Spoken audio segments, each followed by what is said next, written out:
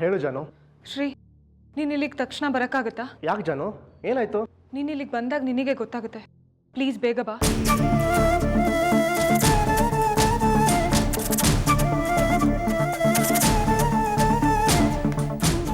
ಯಾಕೋ ಶ್ರೀ ಅಷ್ಟು ಬೇಗ ಮಾತಾಡಿ ಮುಗಿಸ್ಬಿಟ್ಟೆ? ಓ, ನಾವಿದ್ದೀವಿ ಅಂತನಾ? ಅಲ್ಲ ಮಾಮ್. ಯಾಕೋ ಇಷ್ಟೊಂದು ಸೀರಿಯಸ್ ಆಗಿದೆಯಾ? ಜಾನು ಫೋನ್ ಮಾಡಿದ್ಲು, ಏನು ಅರ್ಜೆಂಟು, ಈಗಲೇ ಹೊರಟು ಬಾ ಅಂತ ಹೇಳಿ ಕಟ್ ಮಾಡಿಬಿಟ್ಲು. ಏನು ವಿಷಯ ಅಂತಲೂ ಹೇಳಲಿಲ್ಲ. ಹೌದಾ? ಯಾಕಿರ್ಬೋದು? ಅವಳಿಗೆ ನಿನ್ನನ್ನು ನೋಡಬೇಕು ಅಂತ ಅನಿಸಿರುತ್ತೆ, ಅದಕ್ಕೆ ಫೋನ್ ಮಾಡಿಬಿಟ್ಟು ಬಾ ಅಂತ ಕರೆದಿರ್ತಾಳೆ. ಇಲ್ಲ, ಅವಳಿಗೆ ಇಲ್ಲೇ ಬರಬೇಕು ಅಂತ ಅನಿಸಿರ್ಬೋದು, ಅದಕ್ಕೆ ನೀನು ಬಂದು ಕರ್ಕೊಂಡು ಬರಲಿ ಅಂತ ಕರೆದಿರ್ತಾಳೆ. ಅದನ್ನ ಫೋನಲ್ಲೇ ಹೇಳ್ಬೋದಾಗಿತ್ತಲ್ವಾ? ಎಲ್ಲನೂ ಫೋನಲ್ಲಿ ಹೇಳೋಕ್ಕಾಗುತ್ತೇನೋ? ಬೇಗ ಹೊರಡು. ಅವಳೇನಾದರೂ ಬರ್ತೀನಿ ಅಂದರೆ ತಕ್ಷಣ ಕರ್ಕೊಂಡು ಬಂದ್ಬಿಡು. ನಮಗೂ ಮೊಮ್ಮಗೂ ನೋಡಬೇಕು ಅಂತ ಅನಿಸ್ತಿದೆ. ಈಗಲೇ ಹೊರಟೆ ಅಜಯ್.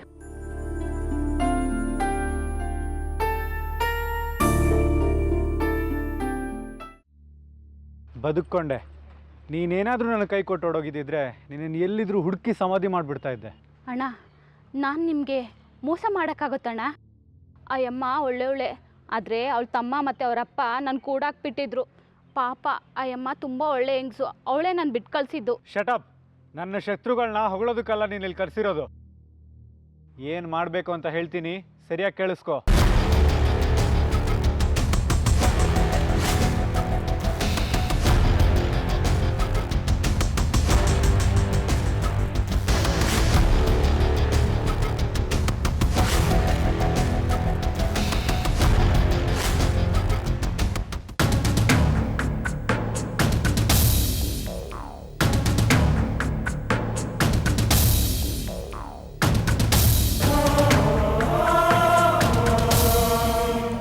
ಜಾನು,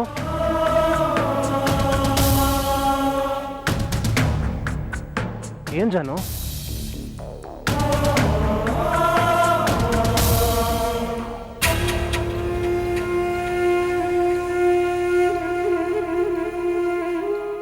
ಏನ್ ಜಾನು, ಅಷ್ಟೊಂದು ಆತರದಲ್ಲಿ ಬರಕ್ಕೆ ಹೇಳ್ದೆ? ಓ, ನನ್ನ ಮಿಸ್ ಮಾಡ್ಕೋತಿದ್ದೆ. ಬಾ ಹೋಗೋಣ. ನಾನು ಹೇಳೋದು ಕೇಳಿದ ಮೇಲೂ ನೀನು ನನಗೆ ಮನೆಗೆ ಕರ್ಕೊಂಡು ಹೋಗ್ತೀನಿ ಅಂತ ಹೇಳಿದ್ರೆ ನಾನು ಖಂಡಿತ ಬರ್ತೀನಿ ಶ್ರೀ. ಯಾಕೆ ಜಾನು ಈ ರೀತಿ ಮಾತಾಡ್ತಿದ್ಯಾ? ನನ್ನಿಂದ ಮಗು ವಿಷಯದಲ್ಲಿ ಒಂದು ದೊಡ್ಡ ತಪ್ಪು ನಡೆದೋಗಿದೆ ಶ್ರೀ. ತಪ್ಪ?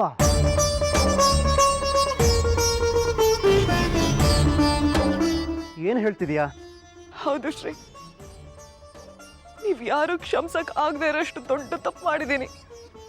ಯು ಆರ್ ಸ್ಕೇರಿಂಗ್ ಮೀ ಜಾನು. ಏನು ಮಾಡಿದ್ಯಾ? ಅಂತ ತಪ್ಪು ಏನಾಗಿದೆ? ಶ್ರೀ, ಹಾಸ್ಪಿಟ್ಲಲ್ಲಿ ನಾನು ಡೆಲಿವರಿ ಆದಮೇಲೆ ಸಾಕು ರೀ, ಏನು ಹೇಳ್ಬೇಡಿ.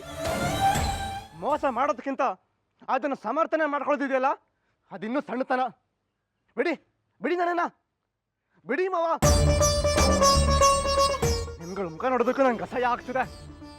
ಬಿಡಿ ಬಿಡಿ, ನನ್ನ ನಂಗಿದೆಲ್ಲ ಇಷ್ಟ ಆಗಲ್ಲ. ಬಿಡಿ, ಬಿಟ್ಟು ಹೋಗ್ಬೇಡಿ, ನನ್ನ ಮಗಳನ್ನ ಬಿಟ್ಟು ಹೋಗ್ಬೇಡಿ ಹೇಳಿ ಅಂದ್ರೆ. ಬಿಡಿ. ಶ್ರೀ ಶ್ರೀ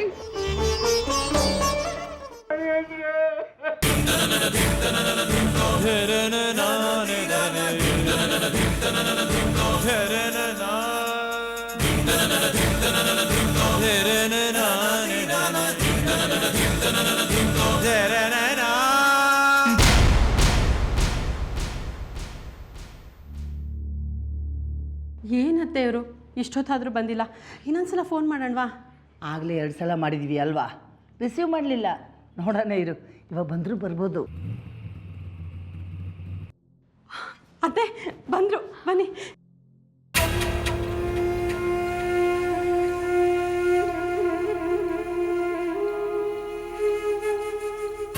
ಇದೇನತ್ತೆ ಒಬ್ಬನೇ ಬರ್ತಿದ್ದಾನೆ?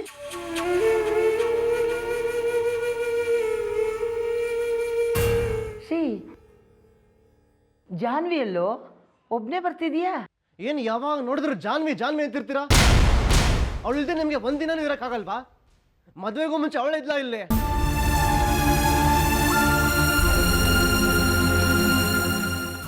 ಯಾಕೆ ಹೀಗೆ ಮಾತಾಡ್ತಿದ್ದಾನೆ? ಏನಾದರೂ ಅವಳ ಹತ್ರ ಜಗಳ ಮಾಡ್ಕೊಂಡಿದ್ದಾನಾ?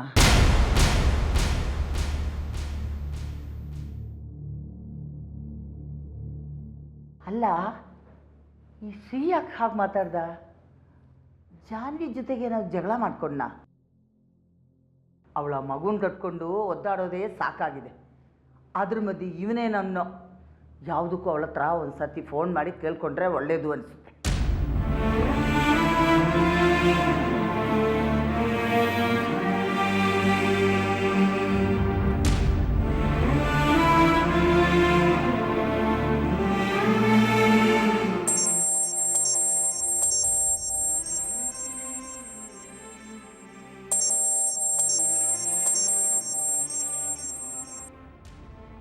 ಹಲೋ ಜಾನ್ವಿ, ಹೇಗಿದೆಯಮ್ಮ? ನಾನು ಚೆನ್ನಾಗಿದ್ದೀನಿ ಅಜ್ಜಿ. ಧ್ವನಿಲಿ ಏನೋ ವ್ಯತ್ಯಾಸ ಕಾಣಿಸ್ತಿದೆ. ಶ್ರೀ ಜೊತೆಗೇನಾದರೂ ಜಗಳ ಮಾಡ್ಕೊಂಡ್ಯಾ?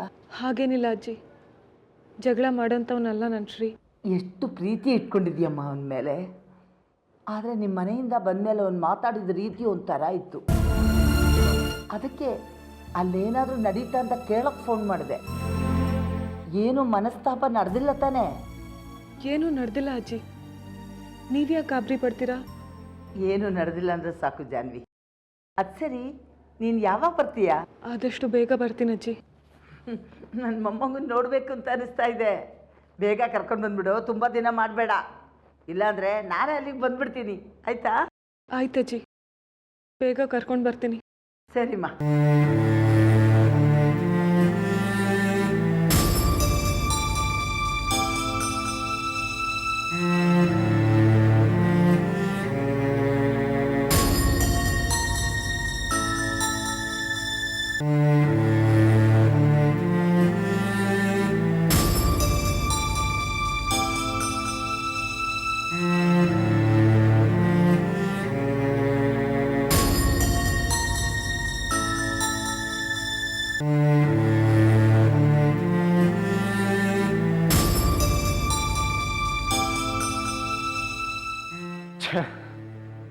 ಎಂತ ತಪ್ಪು ಮಾಡಿಬಿಟ್ಟೆ.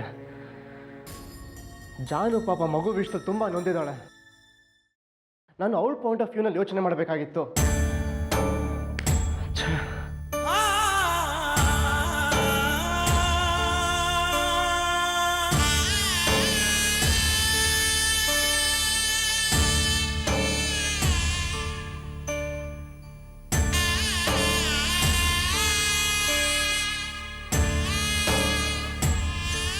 ಪ್ರೀತಿಯ ಶ್ರೀ, ಗೌರವಾನ್ವಿತ ಅತ್ತೆಯಂದಿರಿಗೆ, ನಿಮಗೆ ಮೋಸ ಮಾಡೋ ಉದ್ದೇಶ ನನಗೆ ಯಾವತ್ತೂ ಇರಲಿಲ್ಲ.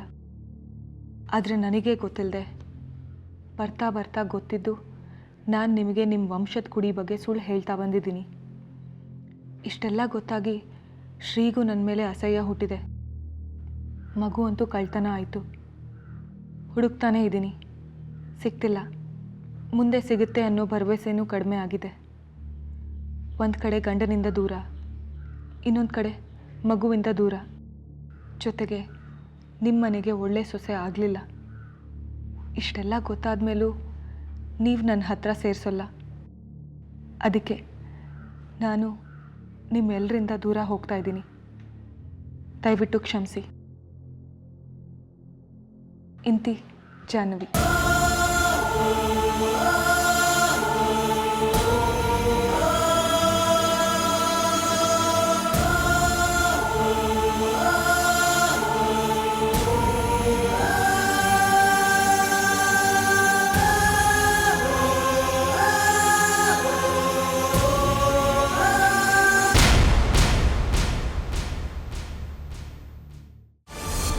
ಹಲೋ, ನಿನ್ನ ಮಗು ನಿನಗೆ ಬೇಕು ಅಂದರೆ 25 ಲಕ್ಷ ರೆಡಿ ಮಾಡಿಟ್ಕೋ. ಯಾವಾಗ ಎಲ್ಲಿಗೆ ತರಬೇಕು ಅಂತ ಹೇಳ್ತೀನಿ. ಜೀವಂತವಾಗಿ ಸಿಗಲ್ಲ.